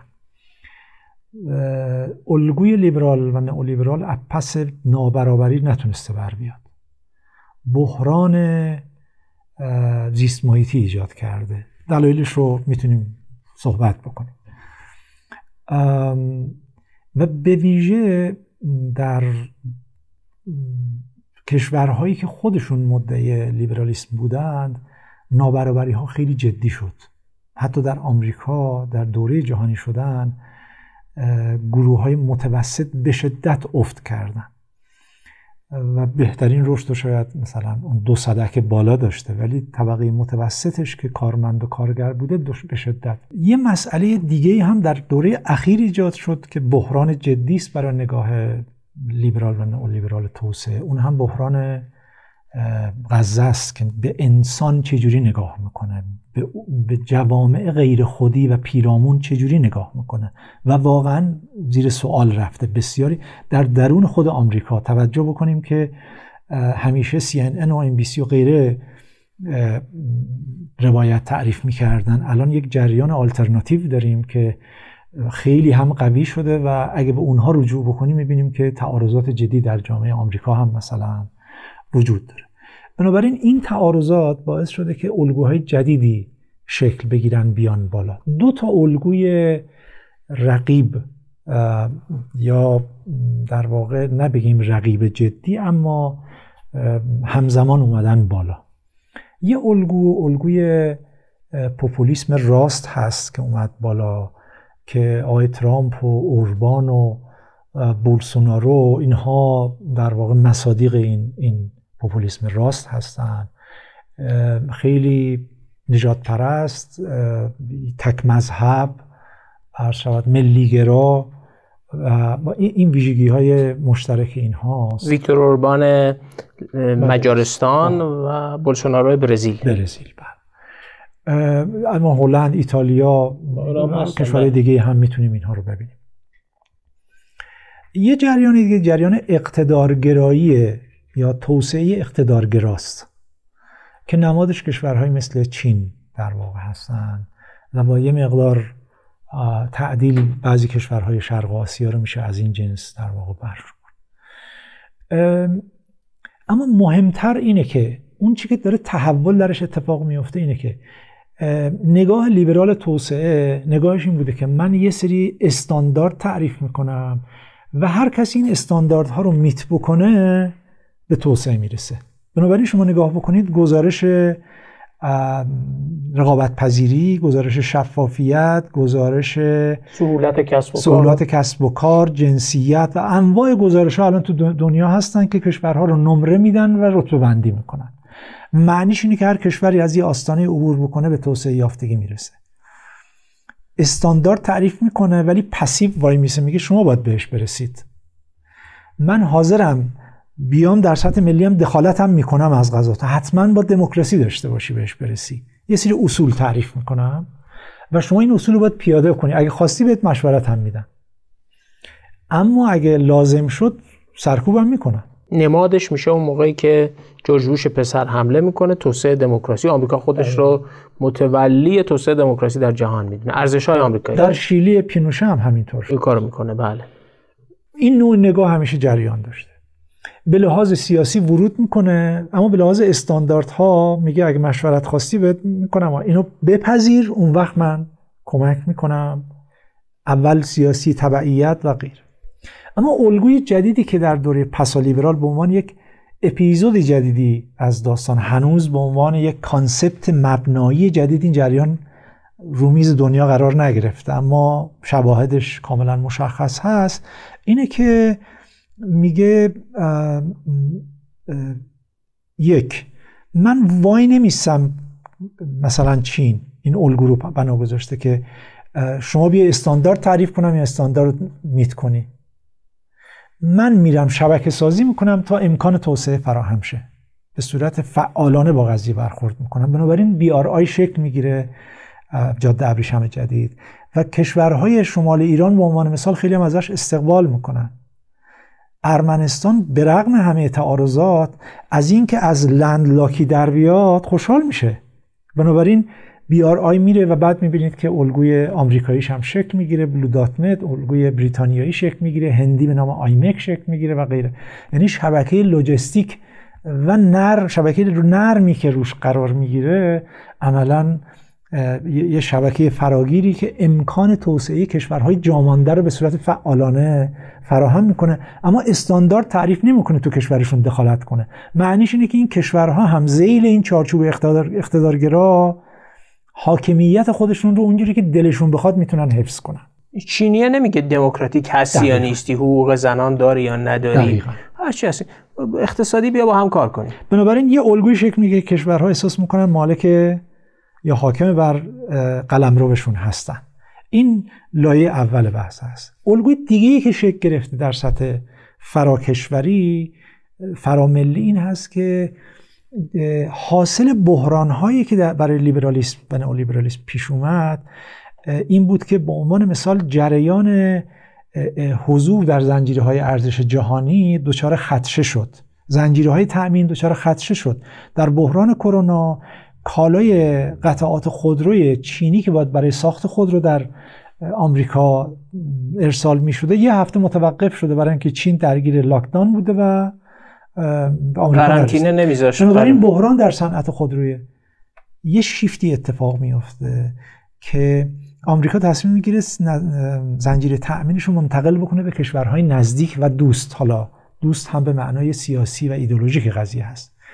میره به سمت مکزیک و کارائیب. چین هم یک کشوریه که میگه من قطعه و مجموعه و سیستم و همه رو میساختم تا حالا، چرا خودم محصول نهایی نسازم؟ بنابراین در این دوره شما یه شیفتی میبینید، چینی که تأمین کننده قطعات و تجهیزات بوده شیفت میکنه به تولید محصول نهایی. ژاپن محصول قطعات میگه، محصول نمیسازه، قطعات و مواد استراتژیک و خیلی کلیدی تکنولوژیک میسازه، میشه خودش تأمین کننده یک کشوری مثل چین، ویتنام، غیره غیره. بنابراین کشورها در مناطق گرد هم میان، بنابراین شبکه‌های منطقه‌ای گلوبال شکل میگیره. اصطلاحاً بهش میگیم globalized regional value networks شکل میگیره. و توی آفریقا همینطوره. آسیان رو داریم. عرض شود خدمت شما یک نگاه این است که ما در حوزه خلیج فارس هم شورای همکاری خلیج فارس آرام آرام داره خودش میشه یک منطقه با تمرکزی که روی تأمین مواد اولیه و حالا روی اقتصاد دیجیتال داشتن و اینها کدهایی از دی ان ای توسعه در فضای جدید. معنی این حرفتون اینه که اون پرسشی که پرسیدم که با اقتصاد ایران چی کار کنیم پاسخش تو درکیه که تو اقتصاد جهانی رخ داده؟ دقیقاً. خب حالا برای ما از منظر بین المللی و داخلی ببینیم چه فرصت‌هایی وجود داره آقای دکتر تو این فضای. دقت بفرمایید، من یه تعبیری داشتم اینجا میخوام تکرار بکنم. در شرایط جدید پس از جنگ ما اگه واقعا بخوایم فعالانه برخورد کنیم مبتنی بر تجربه جهانی 3-4 تا الگو پیش روی ماست. تجربه اول تجربه ژاپن شکست خورده بعد جنگ. تجربه دوم تجربه مقاومت، حالا مقاومت کردیم، فعال هم مقاومت کردیم، بی تعارف مبتنی بر گزارش‌های بین المللی منصفانه مقاومت موفقی هم داشتیم ژئوپلیتیک وقتی نگاه میکنن. اما اینجا به بعد اگه یا داریم راجع به الگوها صحبت میکنیم، ژاپنی که شکست خورد، الگوی دوم الگوی فرسایشی، الگوی کوباییه.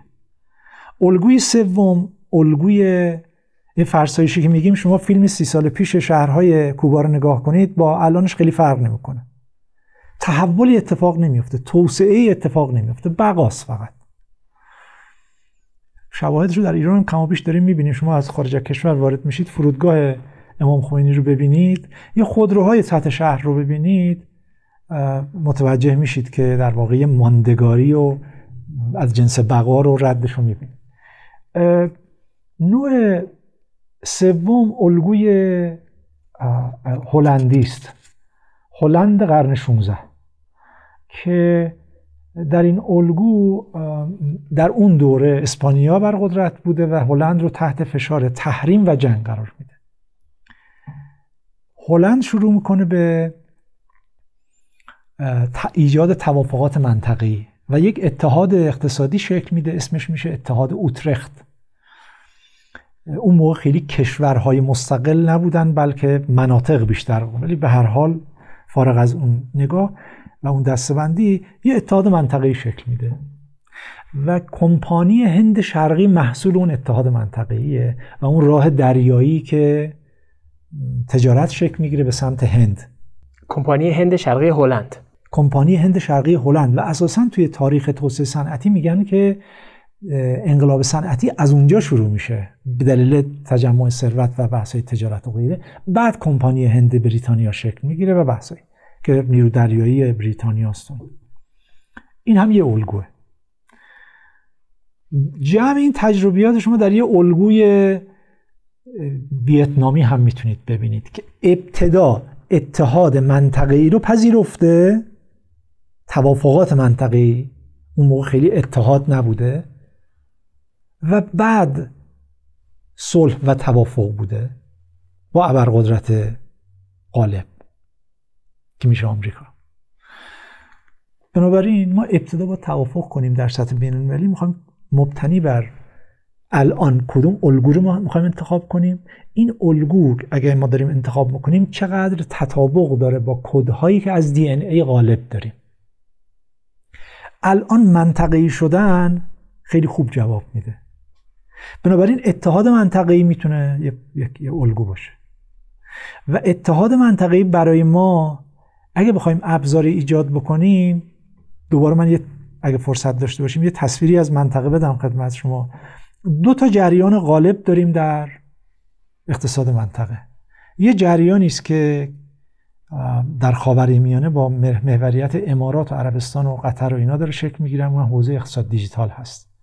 اون الگویی که آمریکا بعد از بحران اقتصادی 2007-2011 اتخاذ کرده، پول مازاد و سرریز دنیا به دلیل ساختار حکمرانی اقتصادی دنیا، پول مازاد میره توی اقتصاد آمریکا و این رفته تو بازار دوم مسکن بروز کرده و بعد فرصت طلبی های اتفاق افتاده و اقتصاد اونجا فیل شد و ورشکستگی اتفاق افتاد و اینا. بحران 2008. بعد اون شما میبینید آمریکا یه الگویی رو در پیش میگیره. من پول مازادمو میبرم نه در اقتصاد کلاسیک، میبرم تو اقتصاد تکنولوژی. اونجاست که ونچر کپیتال و ولی و بیزنس انجل و فاند، اون الگوی سرمایه‌داری جدید شکل میگیره. کشورهای مثل اروپا از این قاعده جا موند. کشورهای مثل کشورهای حاشیه خلیج فارس الان این الگو رو میگن ما مازاد سرمایه‌مون چرا ببریم توی بورس لندن و نیویورک، سرمایه گذاری میکنیم روی، اگه هم اونجا میبریم روی موج جدید اقتصاد دنیا سرمایه گذاری میکنیم که شبکه است نه منابع. من منابع دارم ولی تبدیلش میکنم به اقتصاد شبکه که توضیح خدمت شما عرض کردم که مبنای اقتصاد جدید دیگه مارکت بیس نیست، سهم در شبکه است. عوامل تولید سنتی نیست، سهم در شبکه است. میگه من سهم در این شبکه داشته باشم. حالا لزوما من پیشران نیستم اما تو این اکوسیستم بازیگر هستم. این یه الگوه. میگه همون الگوی آمریکایی رو من به سبک دیگه تا حالا پاریس سن ژرمن سرمایه گذاری میکردم، منچستر سیتی سرمایه گذاری میکردم، حالا یه گام دیگه میرم جلو. و این همون جاییه که امارات و عربستان، مشخصا امارات میره تو هوش مصنوعی سرمایه گذاری میکنه. الگوی دو اینو ما الان یه مقدار زمان میبره که وارد این فضا بشیم، برای اینکه جاماندگی هایی داریم، نیروهای خیلی، این در واقع سرمایه انسانی پایه است و در این دوره ما اینها رو از دست دادیم، نهادهامون یه مقدار. نوع دوم تطابق داره با این باز الگوی منطقه‌ای و اون الگوی شبکه لوجستیکی که خدمت شما عرض کردم. این است که آیا ایران میتونه سرپل این جریان شبکه بشه؟ یکی از این شبکه‌ها شبکه‌های لوجستیک هست. آیا ما میتونیم بشیم؟ شما اگه در واقع جغرافیای دنیا رو نگاه میکنید میبینید که اتفاقاً الگوی ما جای کشور یه جایی که ما میتونیم سرپل شبکه‌های لوجستیک دنیا باشیم. منظور من فقط زیرساخت نیست، فقط جاده نیست، بلکه مدیریت این هست، جابجایی کالاست و حتی یه لایه بالاتر نشستن و مدیریت دیجیتال این شبکه جهانی است. آیا میتونه این باشه؟ من فقط به عنوان گزینه یه گزینه رو دارم عرض میکنم. اما داخلی اگه بخوایم کاری بکنیم، از این فرصت ها استفاده بکنیم، تغییر کد ها استفاده بکنیم، معنیش این است که ابتدا من باید استقرار سیاسی اقتصادی رو عوض بکنم. این شبکه‌ای که دارم عرض میکنم با نظام اقتصادی از جنس سرمایه‌داری سیاسی کنار نمیاد. یعنی تحول به سمت اینکه حالا مثلا شما سرپل لوجستیک دنیا بشین و از ظرفیت لوجستیکتون استفاده کنین، با این استقرار سیاسی که سرمایه‌داری سیاسی رو پیش میبره نمیشه. بله. بنابراین پیش نیازش اینه که من بپذیرم که استقرار سیاسی و اگه بخواد در عمل اتفاقی بیفته، اون نهادهای توسعه‌ای که عرض کردم اتفاقا محل بروز و ظهور و حضور همه نهادهای قوه قاهره سرمایه‌داری سیاسی هستن، با در گام اول نباید اصلاح شن. غیر ممکنه که شما بتونید کار دیگه‌ای بکنید. البته اصلاحات دیگه‌ای هم در قواعد حکمرانی نیاز داریم که فکر کنم معنی روشنش اینه که اصل این که شما بتونی با کارهای کوچیک، با یه اتفاقای کوچیک یه بهبودهای بزرگ ایجاد کنی گذشته.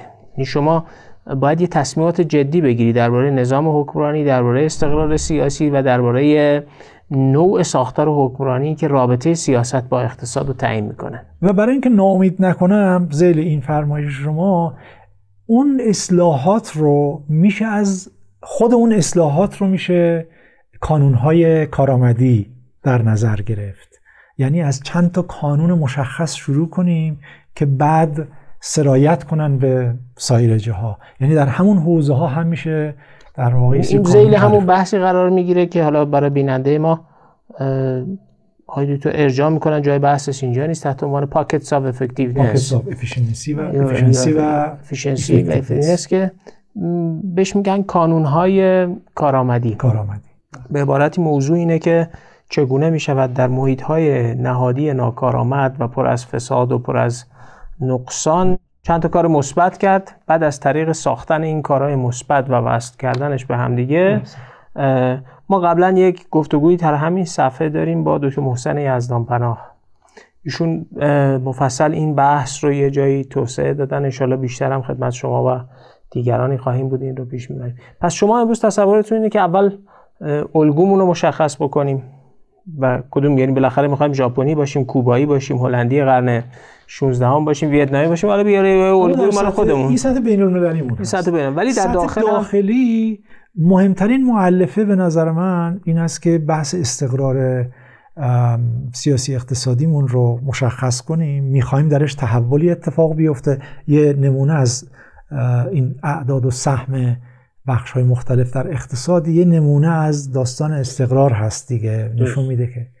و لایه سوم این است که ما نیازمند یک انسجام ملی یا جمعی هستیم و به نظر میرسه در ادامه اون سنتی که از قبل در واقع در کشور وجود داشت، اون قوه قاهره سیاسی اقتصادی همچنان تمایلی به این بحث‌ها نشون نداده و این میتونه پاشنه آشیل کشور باشه. ببینید ما آنچه که باعث رو در دوره جنگ بتونیم واقعاً جامعه بتونه درست از پس بحث بر بیاد، به نظرم اون کنش جمعی، همذهنی جمعی، آگاهی جمعی برآمده از هوش تمدنی کشور بوده. ما طی این دهه‌ها اغلب یا همه در واقع الگوهای کنش جمعی رو محدود کردیم. منظور من فقط NGO اینها نیست. شما کنش جمعی که در سطح ملی و یا منطقه‌ای میتونیم بهش اشاره بکنیم، چند تا میتونید بشمارید؟ آره، صورت‌ها حتی فرم‌هاش هم محدود شده. شما فرمش عاشورا چیزی دیگه الان نداریم. فرمش NGO باشه محدوده، فرمش حزب باشه محدوده، فرمش هیچ NGO ملی رو تن نمیدیم بهش. شرکت بخش خصوصی باشه شرکت بخش خصوصی از یه حدی بزرگتر بشه، حتما اون قوه قاهره میاد یا شریکش میشه یا بازی خارجش میکنه. خب آقای دکتر، با این وضعیت توصیه شما به سیاستگزار، به عرصه عمومی در این شرایط پس از جنگ و رو به آینده‌ای که به شدت آشوبناکه، یعنی جهانی هست که خیلی، یکی از دوستان تعبیر جالبی داشت، میگفت غرب هیچ وقت تا این اندازه بی برنامه و بیمایه نشده بود. یعنی رهبران کشورهای غربی رو دونه دونه برمی‌شمرد، میگفت اینو با یه نسل قبلشون مقایسه کنید. مثلا رهبر فعلی صدر اعظم فعلی آلمان با خانم مرکل، مثلا رئیس جمهور فعلی فرانسه مقایسه بکنید با مثلا یه آدمی مثل حالا میتران یا مثل شیراک، خب و حتی مثلا حالا بقیه. و تو این وسط استدلالشون بود فقط یک گروه در جهان خیلی برنامه دارن، اونم راست افراطی اسرائیل. یعنی راست افراطی خودش میدونه داره چیکار میکنه و همه این بازی های اینا رو هم به بازی گرفته. یعنی آقای ترامپ هم، آقای صدر اعظم آلمان و بقیه هم تو این بازی میکنن. گذشتن از این جهان و عبور کردن به سلامت از این طوفانی که داره میوزه، بالاخره در وجه اقتصادی و زیرساختی و اینا یه ملزوماتی داره. چه کنیم در این دنیا، در این دنیای آشوبناک؟ آقای دکتر، نکته اولی که میخوام عرض بکنم اینه که یک بیماری که به مرحله آخر به اند استیج رسیده، شما جز این که تجویز مسکن به او بکنید نمیکنید و تداوم داروهای دوره ماقبل اند استیج. اگه بخواد این مسیر تداوم پیدا بکنه با این استقرار سیاسی اقتصادی، با این مختصات برنامه‌ریزی و بودجه‌ریزی و غیره، قطعاً پایدار نخواهد بود. در بهترین حالت یه بقای در واقع خیلی ضربه پذیری وجود خواهد داشت. شما در اصل معکوس میگین. در اصل میگین که اگه میخوای مسکن بزنی و همون داروهای قبل از مرحله نهایی رو تجویز کنی، در اصل مفروض گرفتی که بیمار تو مرحله آخره. دقیقاً. حالا اگه مفروضت این نیست، خب بریم یه کار دیگه بکنیم. اگه مفروضت اینه که بیمار تو مرحله آخره، خب باشه مسکن بهش بزن و همون داروهای قبلی هم بهش بده که با درد کمتری خلاصه. اما برای اینکه به اند استیج نرسیم، که این مفروضش اینه که قبلش خودت ذهنیتت این باشه که به اند استیج نرسیده و نمیخوام برسم. برای اینکه نرسیم به مرحله اند استیج لازم جراحی کنیم. یه تومور مسئله داری رو قبل از مرحله اند استیج باید ورود کنیم و برداریم. من فکر میکنم که حتما با جراحی اتفاق. جراحی چیه؟ چون بعضیا میگن این جراحی هم یه جنگ خارجیه دیگه. دیدین دیگه متاسفانه که یه جنگی بشود و حالا تومور، هر کسی یه برداشتی از تومور داره. آقای دکتر، اول من عرض کنم من جنسم با خیلی از دوستان دیگه که خیلی راحت نسخه می‌نویسن فرق می‌کنه. نسخه‌ای وجود نداره. آنچه که قرار اتفاق بیفته یک جریان بپذیریم و یک جریان هم‌آفرینانه‌ای رو شکلش بدیم که حاصل گفتگوی نخبگان و جمع‌بندی تو این حوزه است. به نظرم این که یک نسخه آخر بگیم روش درستی نیست. این تجربه خودم هست. شما میگین هر نسخه‌ای در نهایت محصول یک هم‌آفرینیه. دقیقاً. یا حالا هممون با هم به نوعی رفتار میکنیم که اون نسخه خیلی چیز مزخرف بیخود ویرانگری میشه، یا با هم یه چیزی میآفرینیم که نسخه خوبی میشه. من نمیدونم دفعه بعد جنگ اتفاق بیفته کنش مردم چیه، ولی این بار نشون داده شد که نسخه بعدی مردم وقتی جمعی نگاه میکنن، قصدیت جمعی میکنن، اشتباه نمیکنن. ما انقدر هوش جمعیمون بالا هست که بدونیم کنش درست انجام بدیم. بنابراین بسپاریم که این اتفاق بیفته و میدان باز کنیم. نکته دوم این است که در این دوره با مشخصاتی که الان میشناسیم ساختارها فیل شدن، ناکارآمدن، رسما ناکارآمدن. ساختارها منظورتون ساختارهای حکمرانی داخل کشوره؟ بله. خب در این حالت بخش قابل توجهی از دوستان مردم که صحبت میکنیم انتقاد دارند، اما داستان در مرحله انتقاد باقی میمونه. حتی روشنفکرای ما در مرحله انتقاد باقی میمونن. به نظر میرسه تو همین فضا عده‌ای هستن که اثرگذارن و چیزی که من الان بهش فکر میکنم و با همین نگاه سعی میکنم فعالیت بکنم اینه که در حوزه‌های مختلفی که امکان پذیره با همین شرایط یه سری شبکه، یه سری کامیونیتی ایجاد بکنن معطوف به حل یک مسئله مشخصی که میشناسیم هماهنگی ذهنی ایجاد بکنیم. اونهایی که نقش آفرین میتونن باشن، بازیگر مؤثر میتونن باشن، در واقع بحث رو به اشتراک بذاریم. فارغ از این که این فرد دانشگاهی، مصدر یک کار دولتی، بخش خصوصیه، اونهایی که اثرگذار هستن علاقمندن که مسئله کشور حل بشه، سعی بکنیم حول این مسئله ها در واقع روی راه حل های توافق بکنیم و بعد اقدام بکنیم. این سازگار با اون ایده کوردینیتینگ خودتون هم هست دیگه. یعنی شبکه هایی از آدم ها، از صنعت، از دانشگاه، از درون دولت، از تو رسانه با هم همکاری بکنن. یادم فکر هفته پیش بود با یکی از دوستان صنعتگر یه جایی بودیم، شما گفتین که بیاین با هم یه شبکه بسازیم بلکه بتونیم این داستان ارز رو اصلاح بکنیم و رانت‌های ارزی رو بشه از بین برد. به عبارتی یه توصیه‌تون اینه که در اون فرایند هم‌آفرینی چگونه آدم‌هایی از دانشگاه، از NGOها، از رسانه، از بخش صنعت، از درون سیاستمدارا با هم همکاری بکنن، هم‌آفرینی بکنن. فارغ از این که در چه ساختاری مستقر هستن، عملا ما داریم یه ساختار جدید رو در واقع تیم‌های جدیدی رو شکل میدیم که همدیگر رو کامل میکنن، معطوف به حل مسئله. چون اون ساختار قبلی‌ها کلاً اصلا از کار افتادن. ما مجبوریم شبکه‌های جدیدی بسازیم. در بهترین حالت اون ساختار موجود از این شبکه‌ها باید حمایت کنه. و شما میگین این شبکه‌ها که میتونن ایران رو حفظ بکنن یا دستور کارهای سیاستی جدیدی بسازن یا ما رو به سمت فضای بهتری ببرن. و ایده های معطوف به جراحی که صحبت رو کردیم رو در اختیار بذارن. به عبارتی نسخه ها هم محصول هم‌آفرینی همین شبکه هاست. دقیقاً. اما یه پیش نیاز داریم. من یه بحثی رو قبلا هم خدمت شما داشتم و اون اینه که معمولاً صاحبان فکر ما در حوزه تخصصی خودشون صحبت میکنن، فراگیر مسئله رو نمیبینن. سیاستگزار و سیاستمدار ملی مسائل رو همه رو با هم میبینه و نمیتونه تک‌بعدی نگاه کنه. نمیشه یه قطعه از یه خودرو جامعه است، پارادایم پیپل هست. شما نمیتونید بگید یه قطعه رو برمیدارم جاش یه چیزی میذارم. باید این کلیت رو ببینید. و شما میگین اون شبکه ها باید کلیت رو ببینن. دقیقاً.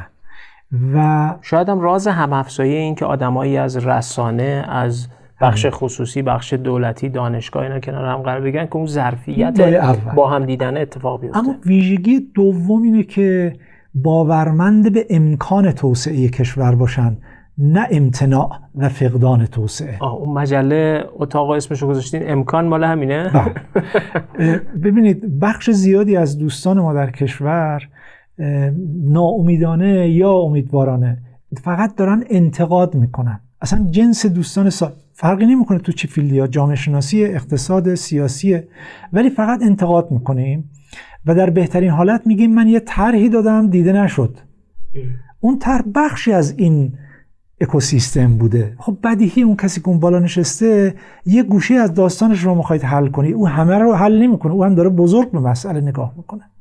بنابراین یک این که فراگیر نگاه کنیم، به نظام حکمرانی نگاه کنیم، فرمول‌های فنی پروژه‌ای مسئله حل نمی‌کنن.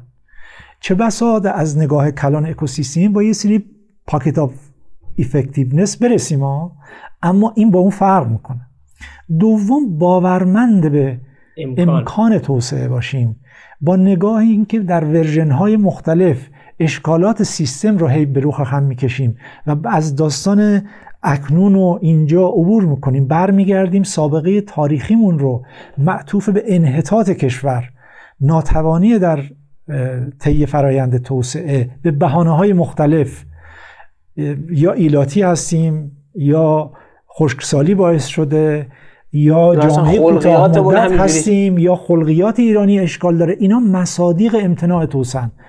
نگاه کاملا درونگرایانه، خودکفایی، خودمون بسازیم، گذشته فرهمندمون و با شکوه رجوع کردن بهش، اینا هیچ کدومشون موضوع توسعه نیستن و اثبات کننده این هستن که ما اکنون و آیندهمون رو نمیتونیم بسازیم. آقای دکتر، عبور از این و عبور از نگاه باورمندی به وجود حقیقت مطلقی که باید توسط انسانها کشف بشود، نه این که انسان‌ها باید محیطشون رو منیپولیت کنن و بسازن و بنابراین موضوعی به نام تکنیک موضوعیت پیدا میکنه، این دوتا طیف متفاوته. نگاه اول باورمند به امتناع توسعه است و نگاه دوم باورمند به اینه که میشه آینده رو ساخت. یک حقیقت مطلقی به نام توسعه وجود نداره من کشفش کنم، از دیگران بردارم کپیش کنم یا از آسمان بر من نازل بشه، بلکه من باید بسازمش. این یعنی مجهز شدن به یه ابزارهایی که من در واقع با دانش و مهارت میسازمش. درست. خیلی ممنون آقای دکتر عیسی منصوری، رئیس پژوهشگاه یا معاونت پژوهشی اتاق بازرگانی ایران. انشالله که تو هر جایگاهی هستین بتونید این ایده ها رو پیش ببرین و امکان توسعه رو با هم هم‌آفرینی بکنیم و خلق بکنیم. بیننده ایران تاک، این گفتگوی من بود با عیسی منصوری، متخصص توسعه اقتصادی. امیدوارم با مجموعه از این گفتگوها بتونیم سهم بیشتری ایفا بکنیم در هم‌آفرینی که آقای دکتر منصوری بهش اشاره میکنن. توسعه، راه برون رفت از این وضعیت یه نسخه نوشته شده ای نیست که یه روشنفکری، یک اقتصاددانی، یک سیاستمداری نوشته شده باشه. هر آنچه در آینده اتفاق بیفتد محصول هم‌آفرینی ماست. حالا یا با هم در کنار هم با راهبردهایی که در پیش میگیریم هم‌آفرینانه ایران بهتری میسازیم یا هم‌آفرینانه به سمت ساختن ایران بدتری پیش میریم که میتونه فاجعه آمیز هم باشه. دور باد اون لحظه و انشالله که به سمت هم‌آفرینی ایران بهتر حرکت کنیم. ممنون که تا این لحظه ما رو دنبال کردین. اگه دوست داشتین صفحه ایران تاک رو به دیگران معرفی بکنید تا بیشتر دیده بشیم. خداحافظ. خداحافظ. خیلی ممنون. تشکر. متشکرم.